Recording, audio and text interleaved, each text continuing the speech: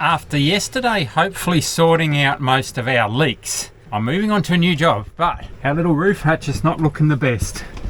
It's got a bit of rust that I've just rust converted, cleaned up. It's not great, but it's not structural, and that's not the reason for the leak. So I found the spot where it's been leaking in for obviously years, and we have fixed it up now. Hopefully we've got that under control. So I've just rust converted that, and we're going to wait for it to all dry, and then I'll prime it with epoxy and paint it, and then we can put that back together after we check no more leaks. But while we're waiting for that to dry, I'm on to another job. One of our sump pump controllers has got some issues, so I've been just trying to sort that out. As you can see here with our bilge pumps and so on, when it's off, it's off. When it's in auto, it's in auto. And when you turn it to manual, it's in manual. And the lights reflect all of that just as you would expect. So that's all great. But this one is not the case. When it's in off, I'll put the fuse back in.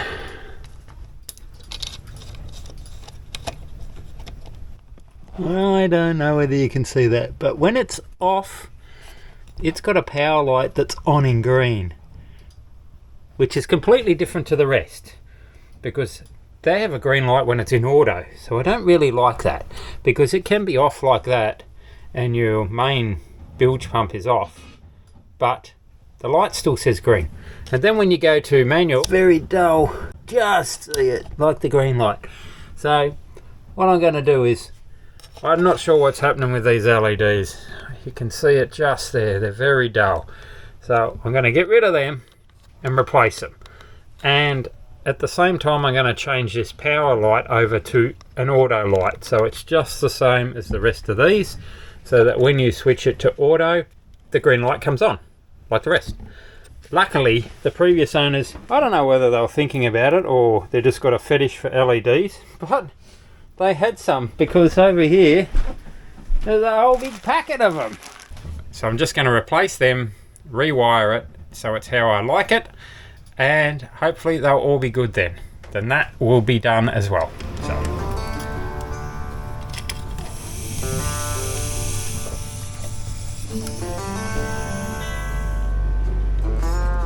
oh shit, I can't even move that.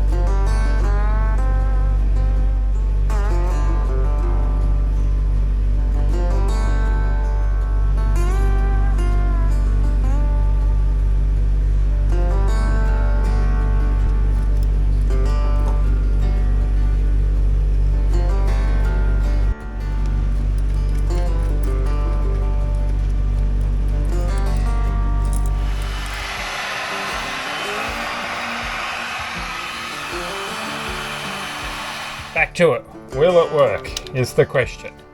Auto. Oh yeah.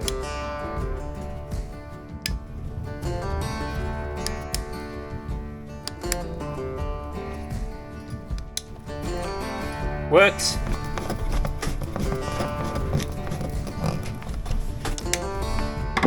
Yeah, baby.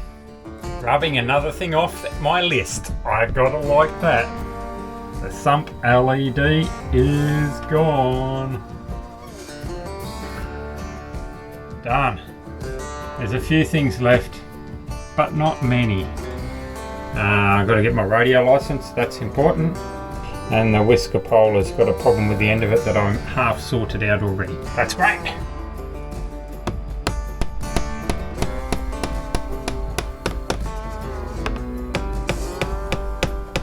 You may wonder what I'm doing, but a few weeks ago we installed some midgee screens, and I have since found that they work great, but the adhesive that they supply on the back of the magnetic strip doesn't handle the heat, and it slowly starts to peel off.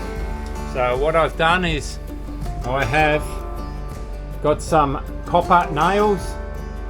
They look nice and they won't corrode as much, and I've nailed the strip on, so hopefully it still works. And then we're going to do these ones as well, because as soon as you pull this off, if you're not careful, the this sticky stuff, like I said, the sticky magnet comes off in the heat.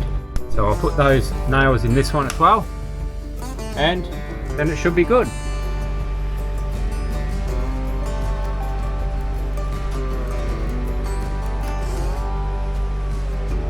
I am just installing our Cowfish router on our boat. So I've just found a position for it at the nav table. I've just mounted it there. I'm going to hook up the DC power, and then when I get the antenna and the extension cables, I'll have to run the antenna up the mast and put it up there. Since we've got a steel boat, there's no use using the internal antennas on the unit. I definitely need an external one, which we'll get to. But for now, I'm just putting it in and connecting up the DC power to it. You can see I've just mounted it under the ledge at the nav table, which means we've got easy access to it. We'll be able to see the indicator lights on the side, so we'll know what's happening once I get all these wires out of the way. It will be visible, but hopefully doesn't look too bad.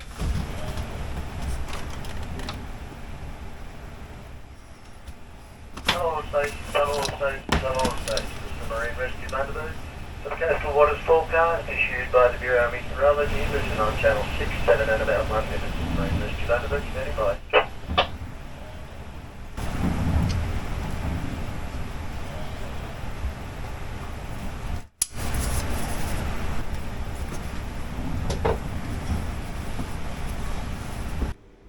Good morning, everyone. We're in rainy Bundaberg, like normal. It is currently, I've got the aircon on, so I'm cheating a bit, 25 degrees and 70% humidity. And because of that, we've discovered a little problem. It's been happening for a while, for the life of the boat, I guess, but now we've found it, I've got to do something about it. And that is that the freezer has an issue. Because it's so humid here, the water condensates on the back of the freezer. This is where the lounge normally is. Our cushions normally sit up against there, and condensates and drips and makes everything wet and goes moldy. And it also occurs for the freezer lines, even though they're insulated in that black insulation, where they return all the way underneath in the engine room across here to where the freezer unit is. So I'll show you that later, but we have to fix that because I thought the actual hole was leaking because of the water sitting on the stringers, the horizontal metal strengthening bars, but it wasn't. It's just that dripping off the freezer line where it's condensating. So I've got some more insulation to go around that. I've got some insulation here, the same as what we used in the truck from Clark Rubber. It's adhesive on one side and foam in the middle, sandwiched with reflective on the other side. So I'm going to stick that on there, which should help that a bit. We'll stop it condensating anyway. And I also have to redo those lines in the engine room, which is a big job. It's difficult and hard, but someone's got to do it, don't they? And it's going to be me. So I'm on to that today because we're doing wet weather program because it's raining. The other great news is, this is great news, I've fixed all the leaks so far except for 2.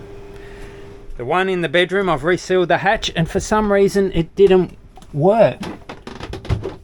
In here, it was leaking everywhere else where I fixed it, but that's been fixed now. It's only, believe it or not, where the polycarbonate seals into the hatch. So I've got to rip that out again and redo it. I don't know what happened there, but it didn't work. I've done 3 of them now. The rest are okay, but this one just leaks. I don't know why. So I've got to pull that back out and try and fix it. You can see it dripping there just off the end of the tissue.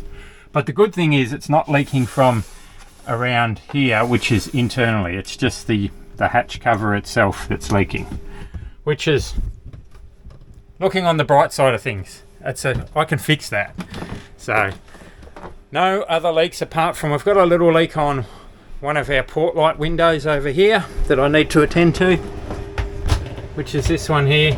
You can see it's been leaking for a long time. I think it actually just leaks around the seal. I've got to have a look at it and look at it properly, or unless people have just been leaving it open. I'm not quite sure, but I've got to look at that as well. But hopefully there will be some more leaks, of course. But anyway, we're fairly much onto it, which is a good thing. So back to the fridge condensation issue. I'll stick this on and we'll stick it down in the cupboard down there, and hopefully it will help stop some of the condensation. I've wiped it with methylated spirits to try and kill any mold, and hopefully we're good to go.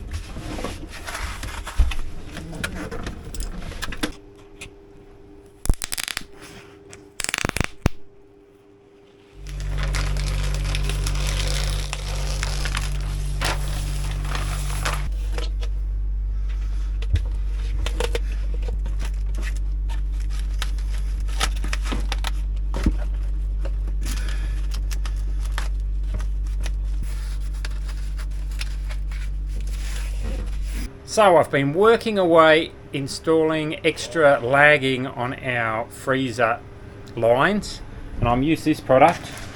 It's just a foam split so you can get it on. It's a little bit too small, but so it doesn't go on well. I've done about half of it. Get in and show you. You can see it under there. Runs all the way down and back to the freezer. So that's good. The other half is extremely difficult. So I'm just going to leave it for now and see how the rest of it goes. That was the worst part there. You can actually see the condensation where it's been dripping. That's why the hole is rusted along that line there, because that's where the condensation drips. You can actually even see it there under the battery where it's been running and dripping for years and years along there. So hopefully this is going to fix that. Hopefully. If it doesn't, I will obviously have to do the rest of it, but for now that'll do me. So I'm going to close all this up and get on to my next one, which is to install a few power points under the table, because when we're using the computer we always have to drape the lead and extension lead across to the closest power point. So I'm going to put a few under here so we can just plug straight in and it'll be easy.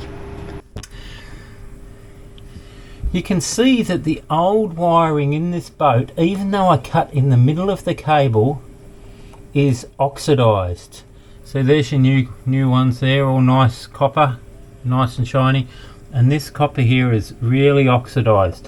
So what I'm going to have to do, it's definitely not ideal, it'll make a high resistance joint, is I'm going to scrape off as much of that oxidization as I can with my knife or something sharp without cutting or nicking or reducing the area of the conductors where possible. So I'm just going to scrape it gently back and see whether we can get rid of some of that oxidization.